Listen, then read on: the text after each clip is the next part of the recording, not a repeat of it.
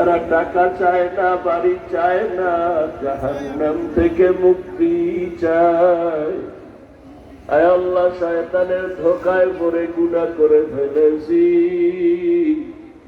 আজ আমরা তওবার নিয়তে হাত তুলেছি, আর গুনাহ করব না, আর নামাজ ছাড়বো না, দাড়ি কাটবো না, বেপরদায় চলবো না, আর মা বাবারে কষ্ট দিব না, আর বেয়াদবি করব না, শিক্ষকের বদদোয়া দিব না, উলামায়ে কেরামের দোয়া পরামর্শ নিয়ে নবীর তরিকায় চলব। আয় আল্লাহ, আমাদের তওবা কবুল করে নেন। গুনার কারণে দিলটা পাথর হয়ে গেছে, চোখে পানি নাই।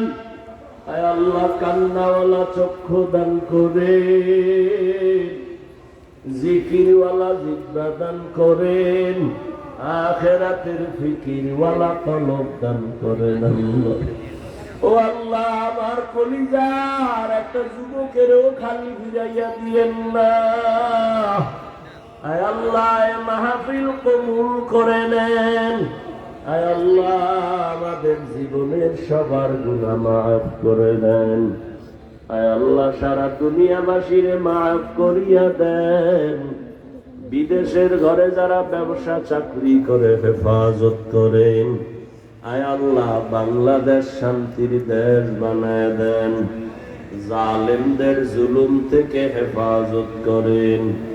আয় আল্লাহ, পর্দার আড়ালের মা বোনদের আবেদা বানায় দেন, পর্দাওয়ালা বানায় দেন, সন্তানগুলো নেককার বানায় দেন।